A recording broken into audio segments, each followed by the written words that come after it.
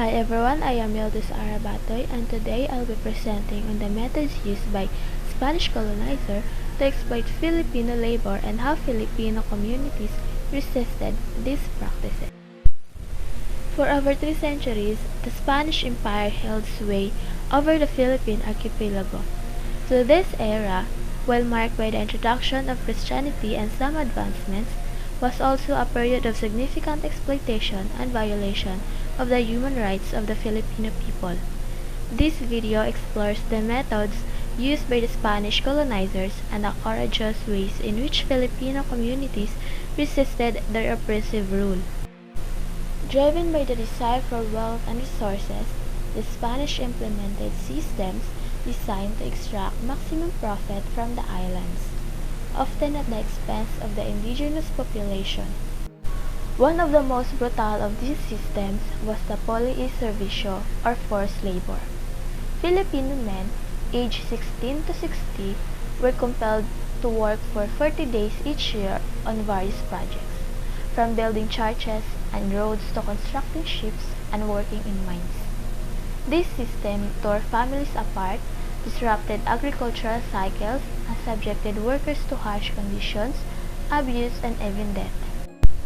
Beyond forced labor, Filipinos were also burdened by the tributo, a tax paid to the Spanish crown. This tribute could be paid in cash or in kind, often in the form of agricultural products like rice, tobacco, or livestock. Failure to pay resulted in severe consequences, further impoverishing communities already struggling under the weight of forced labor.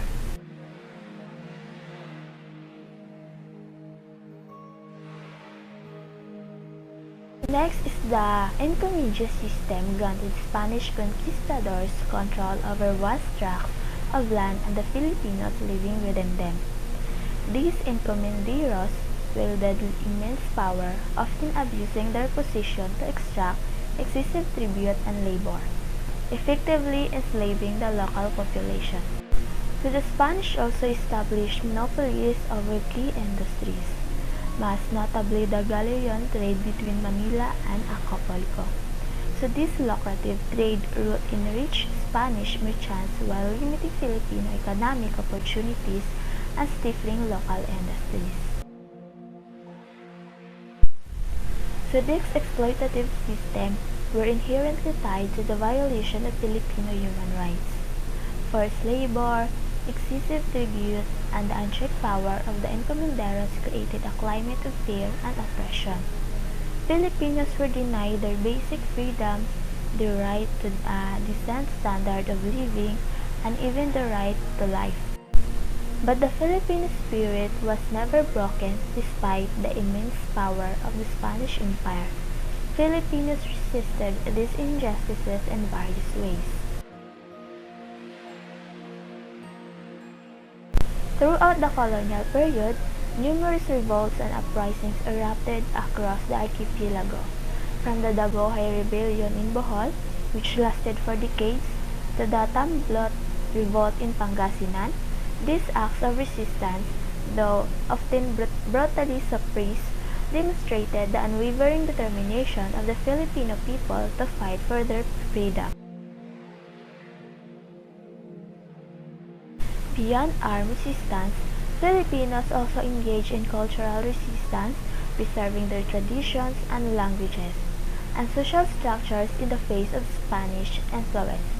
So this helped maintain their sense of identity and provided a foundation for future resistance movements.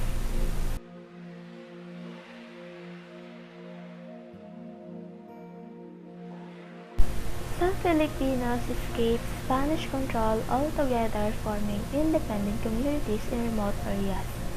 These Cimarrones, as they were known, maintained their freedom and often raided Spanish settlements, becoming symbols of defiance and resilience. The Spanish colonial period was a time of immense hardship and exploitation for the Filipino people. However, it was also a period of remarkable courage and resistance. The struggles of our ancestors against colonial oppression laid the groundwork for the eventual fight for independence and serve as a powerful reminder for the importance of defending human rights and fighting for justice. To summarize, we've seen how the Spanish colonial period was characterized by exploitation through systems like polo y servicio and the encomienda system, which led to significant violations of Filipino human rights. However, we also witnessed the remarkable resilience and resistance of the Filipino people through various revolts and cultural preservation.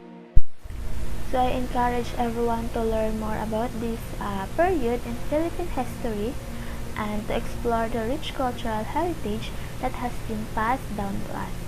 So that's all. Thank you for your time.